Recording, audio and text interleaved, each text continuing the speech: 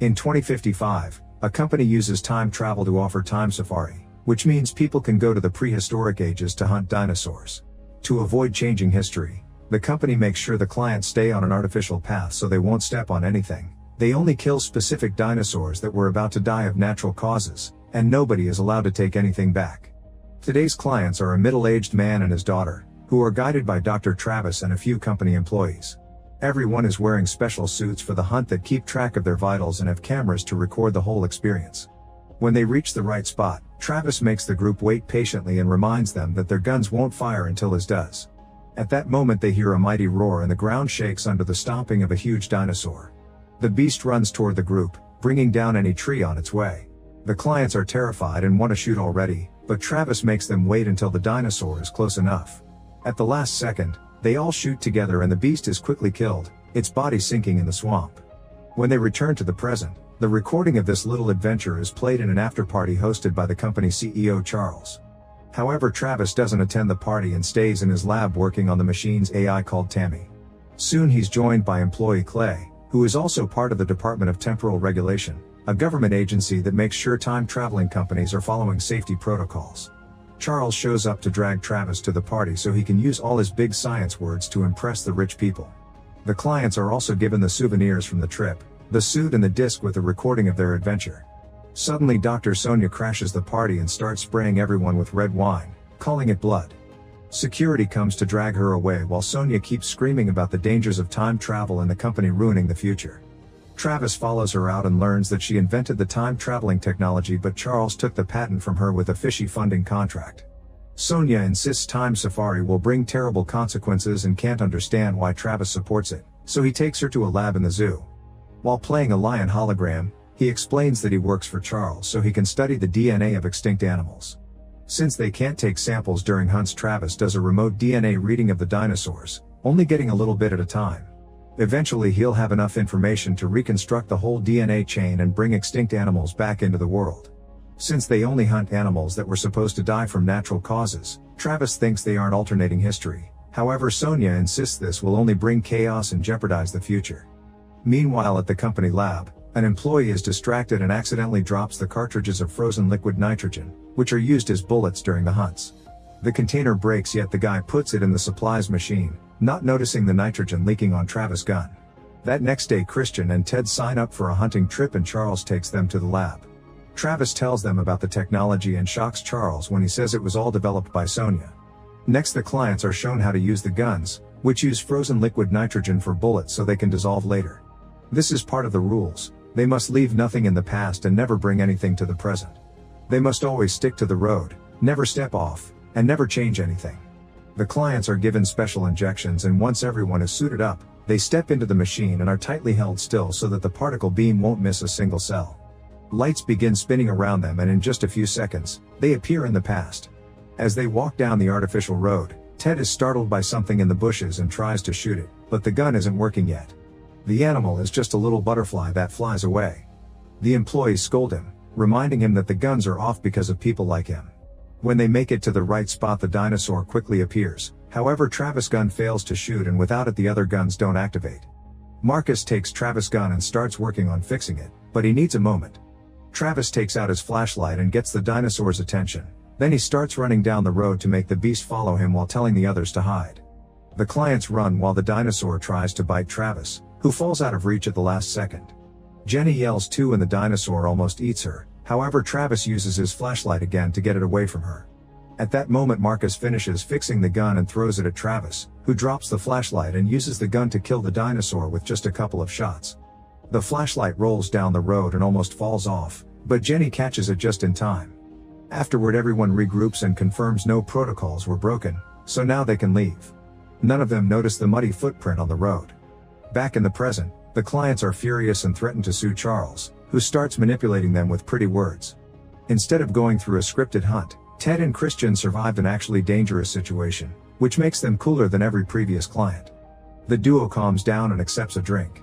Outside, a strange wave of wind goes through the city, very briefly cutting off the power. After work, Travis goes home and notices it's hotter than usual. The next morning the temperature is even higher and news broadcasts report on tons of dead fish found on shores. Scientists discovered the UV count is also quite high, and Travis notices his houseplant has suddenly bloomed. On his way to work, Travis finds a crowd gathered around a wall because they can't stop staring at a plant that broke through with mysterious strength. Moments later, Travis and the team are taking new clients to the past. To their shock, the dinosaur is still dead right where they left it. Suddenly the volcano in the distance erupts and everyone starts running back into the portal. Travis and Jenny jump in right before the ash can hit them both. Once they're back, they discuss what happened and assume that Tammy missed their entry point by 5 minutes. However, Tammy assures them she sent them to the right coordinates. Clay announces the facility will be closed until further investigation is done and he'll report to the government, ignoring Charles' attempts to manipulate him into cooperating. Soon Tammy is shut down and the entire lab is full of agents. Travis is sure they made a mistake during the previous trip, but Charles doesn't take him seriously. He leaves on a cab, but the trip is interrupted when a hole opens in the middle of the street. Another car falls into it first and Travis' cab tries to dodge, crashing against cafe tables instead. Thankfully, people run out of the way just in time. Travis is also fine, so he approaches the hole and discovers it was caused by fast-growing plants. Afterward, Travis goes to Sonia's building, where he finds a door also taken by plants. When he reaches her apartment, he finds the other tenants at her door protesting about the plants sneaking into all their apartments and blaming her for it. A frustrated Sonia opens the door window and threatens them with a gun to make them leave. Travis tries talking to her, however he's ignored. On his way out, he discovers the garden supply delivery service, so he takes Sonia's order and pretends to be a worker to be allowed inside. Sonia's apartment is full of plants, but they don't appear to be doing anything weird. Sonia finally realizes who he is and says she's been expecting him. Then she takes him upstairs and makes him look through the window. Travis is shocked to see some kind of transparent wave hitting the whole city, which throws him off back to the lower floor. Sonia calls it a time wave. At that moment they hear screaming, and when they open the door, they find a neighbor covered in bugs that are also taking over the corridor. Travis and Sonia run back inside, only to find more bugs in there. They start climbing up Sonia's body, so while she shakes them off, Travis throws the fertilizer bag on the floor for her to stand on. Then Travis breaks a pipe and starts shooting water at the floor to open a path through the bugs. The water splashes on the tanks of oxygen and produces a spark, thus the duo runs out and jumps off the building to escape right before the tanks blow up the entire apartment. Travis and Sonia survive the fall by landing on a huge tree outside her building that wasn't there before. When they look around, they discover the whole city is destroyed. Sonia explains that changing something in the past doesn't affect the future all at once. The changes will happen slowly in a ripple effect. It started in this city, but soon it will reach the rest of the planet. The plants are changing first, and the animals will follow, with humans changing last. It may be a simple alteration like gaining an extra eye, or something bigger like becoming extinct. Afterward, Travis and Sonia go to the company with a plan in mind. They want to go back in time to the moment Christian and Ted hired the hunt and prevent any mistakes. At first Clay doesn't allow it, but Charles changes his mind by reminding him that if they don't solve this, Clay will go down with him. Tammy is turned on again and Sonia works on minimizing any margin of error before Travis gets on it alone. To his surprise, he isn't transported to the dinosaur era. Instead, he appears on a desert where a group of Native Americans almost run over him. Travis dodges the horse hooves by lying on the ground, and once the dust clears he discovers they were running away from the time wave. He immediately crosses the portal to return to the present and warns everyone about the time wave, but it's too late. The wave reaches the lab and tosses everyone back while destroying most machines and shutting down the power. Thankfully nobody gets hurt and they have a backup generator. Now they can see that plants have taken over the entire lab, and a quick look outside reveals the whole city is in the same state. Sonia realizes her machine can't jump through a time wave. That's why Travis wasn't able to go back to the Jurassic period. The wave creates a series of rings around each era and they're outside them. While Sonia tries to work on a modification for Tammy, the team watches the recording of the last hunt multiple times from different angles, but they can't find what they did wrong. Some hours later, Marcus finally finds their mistake. They came back weighing 1.3 grams heavier than when they left, which means someone took something. This doesn't make sense because the time machine has a biofilter that is supposed to sense that. Charles has no choice but to admit he turned off that filter a long time ago to save money because it used too much energy. Clay says he didn't know about this, but Charles' reaction indicates he's lying. The team proceeds to scan all the equipment, but the results are negative, so the object must be on the client's suits. After lots of work, Sonia finally comes up with a possible solution. She'll send Travis to a year previous their mistake when the waves didn't exist yet. That way he can slingshot him to the right moment without resistance. This jump will consume most of his energy, so he'll only have around 20 seconds to fix what happened. To avoid wasting that time, they should find out exactly what happened first. The team begins gearing up to go looking for the clients. Sonia reminds them that plants and animals have been evolving differently for millions of years, so they should watch out for things like evolved dinosaurs. They leave in the middle of the night and begin crossing the park when suddenly they hear a noise. A quick shot is fired, but it turns out to be a simple chameleon-like creature that immediately runs away. At that moment they hear a very loud roar, so they keep moving.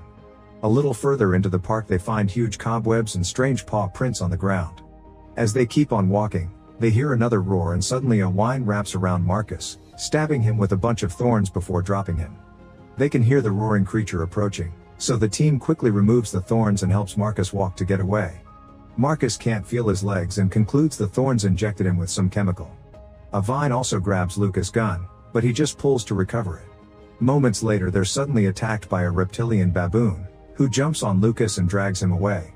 Travis runs after them and starts shooting the beast, but his bullets do nothing except for angering it. The baboon jumps to attack again, but now his soft spot is exposed and Travis shoots there to finally kill it. Unfortunately its roar has gotten the attention of more baboons, so Travis and Lucas rush back to the group. They start running while shooting at the incoming creatures, whose numbers are too much to handle.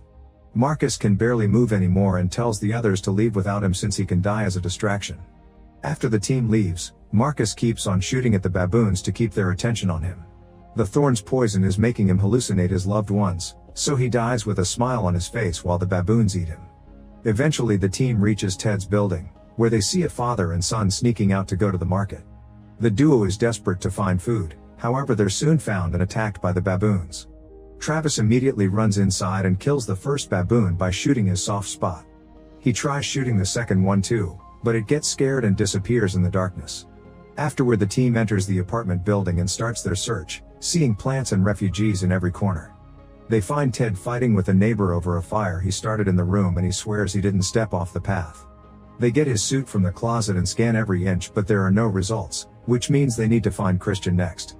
Ted explains Christian's wife kicked him out, so now he's living in his office downtown.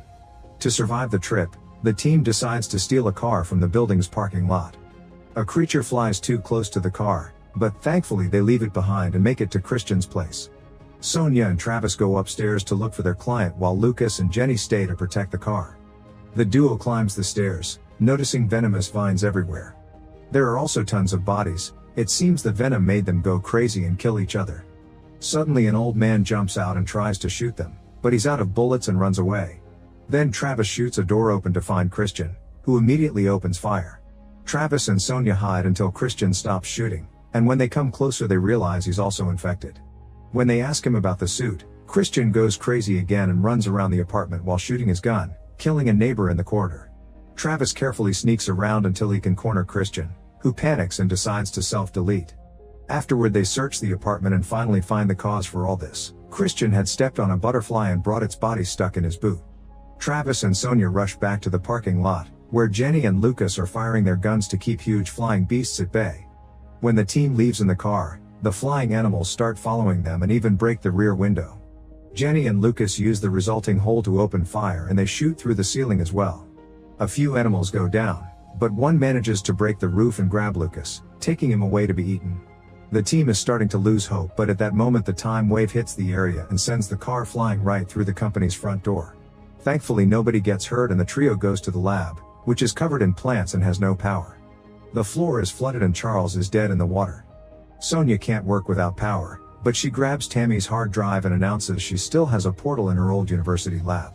Travis searches the lockers for his suit and finds Clay inside, hiding from a bunch of baboons currently sleeping on the ceiling. At first Clay refuses to go with the team, but after they leave, he changes his mind and tries to follow them. Unfortunately the baboons hear him and immediately surround him.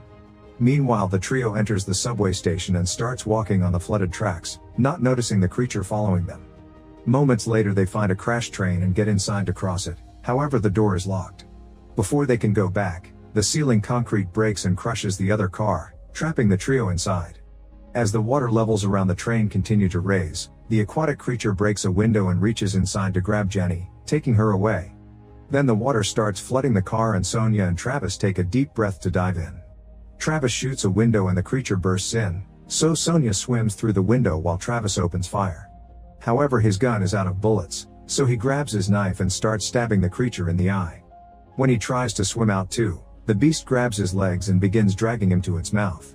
Luckily, the ceiling collapses again and the debris crushes the animal, killing it. An unconscious Travis floats around until Sonia comes to rescue him, taking him to the surface so he can breathe again. They're startled by the creature appearing again, however it's just its floating body. They swim out of the station and finally make it to the university, where they find the garden full of baboons. The duo rushes inside and locks all the doors, causing the baboons to start climbing the building to reach the windows. In the lab, they get Tammy working with the backup generator while the baboons keep pounding on the door. Travis gets into the time machine and Sonia sends him back at the same time the final wave hits the city, transforming her into a strange creature.